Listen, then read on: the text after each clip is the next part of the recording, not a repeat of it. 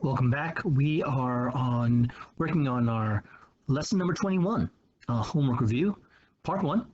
This is the one where we were talking about secant segments and secant lines and tangent lines in a circle. There are a number of things, and so here we might see some explanations on why we will have our rules in this case. So in circle O, chord AB and tangent CAD are drawn. It is known that the measure arc AB is 1/16. Find each of the following. Well, here's the thing. There is a relationship between an angle formed by a tangent and a chord. In this situation, we know arc AB, and arc AB is going to be, believe it or not, here's angle CAB. So there's a relationship between our arc AB and angle CAB. We'll get that in a minute though. Here, they want to talk about, and this is a point E here, so here's point E, I forgot to put it in here. And so the measure of arc BEA can be found by just taking, well, the whole circle is 360 degrees. And if we take away the arc AB, which is 1/16, then we're going to get, in this case, a leftover value of, let's see now, that should be is a 4 at the end, and then it's going to be 44, and this should be 244. I believe so. Yep, 244 degrees. So that's the first part. Now the second part, measure angle CAB, that's now going to be interesting here. So our basic rule we should learn from the classwork, but just in case you didn't get this, in a circle, the measure of an angle formed by a tangent and the chord is equal to 1/2 the measure of the intercepted arc. Here in our diagram, we have circle O, diameter AE, chords AB and BE, and tangents CAD. And by the way, AE is not just, so diameter is a chord, but it's a special chord passing through the center of the circle. And of course, it cuts our circle in half. Just a reminder. And so let's take a look here. Our first statement is going to be that here, that line segment EA is perpendicular line segment CAD because the tangent is perpendicular to the radius of 6 at the point of tangency. That was in the previous lesson from before. So we definitely have a right angle. So I'm going to put a right angle here. All right. And then our next statement we're going to make is that angle CAE is going to be 90 degrees because perpendicular lines from 90 degrees. That's what the little symbol there is. Angle AB is 90 degrees. And our reason is if an inscribed angle intercepts a diameter, it is a right angle. So we have a right angle here as well too. This is going to look a lot like a proof, but it's not a very formal proof on how I statements and reasons, but hopefully it'll be able to give an explanation of why we have this rule about the measure of angle BAC, an angle formed by a tangent and the chord is half the measure of the arc, which in this case would be AB. So we both have two 90-degree angles, and the measure of angle BAE plus measure angle BEA, these leftover angles here, this angle and this angle, they will add to 90 degrees because the sum of the angles of a triangle equals 180. Well, in triangle BEA, we know that there are three angles, angle EBA, angle BEA, and angle BAE, and angle EBA is going to be, or angle ABE is 90 degrees. The leftover two angles must be 90 as well. So let's continue.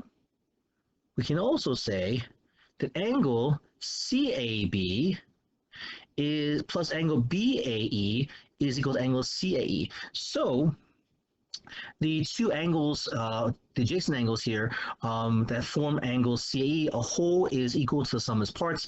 This is going on the lines of what we have for when we talk about our partition postulate. A whole is equal to the sum of its parts. And so let's bring it down a little bit.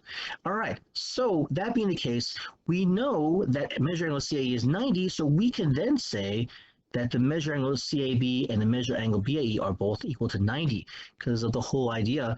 See here in this case, we have in this case that the angle CAE is 90 degrees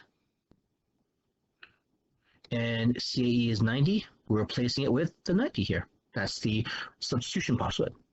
So we know CAB is equal to 90 and BA equals 90, but then we also see here that these two angles at 90.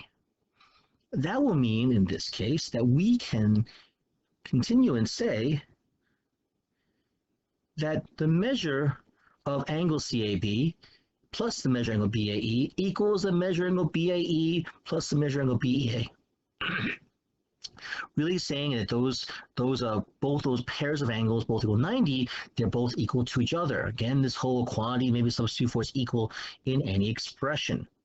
Okay, but we'll see in this case, that the measure angle CAB plus the measure angle BAE, the left side, equals measure angle BAE plus the measure BA, the right side. They both have the measure angle BAE on the same side. So we can take, in this case, and write out the following. We can say the measure of angle CAB plus the measure of angle BAE, and we're going to subtract from it the measure angle BAE is equal to the measure of angle BAE plus measure of angle BEA minus measure angle BAE. You see, what happens is we subtracted BAE from both sides. Now, normally in a regular proof, I would include the reflexive property, the measure angle BEA is equal measure BA, or angle quantity equal to itself, and then show the subtraction postulate, which is the next part.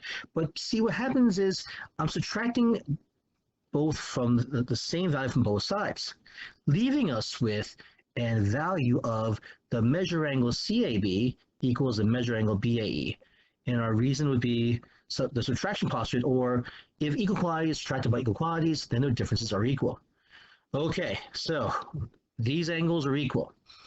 And going back to our diagram, I can now label angle CAB having the same measure as angle, we said in this case, BEA.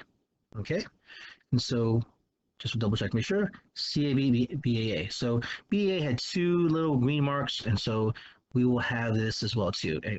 Well, actually, BA is one mark. So here we go, one mark here. All right, so we know those angles must be congruent, but then we also know angle BEA is going to be an inscribed angle. It cleans up a little bit. To be inscribed angle, and the arc intercepted is going to be, in this situation, arc AB. So that knowledge is that the measure of angle BEA is equal to 1/2 the measure arc AB. The measure of an inscribed angle is half the measure of the arc intercepted. And so if the measure angle BEA is equal to 1/2 the measure arc AB, but it's also equal to measure angle CAB, we can say the measure angle CAB is equal to 1/2 the measure arc AB. Really, in this case, is that a quantity may be substituted for its equal in an expression. So this whole thing here that we end up proving this is true, goes back to our final statement here, that the measure of angle CAB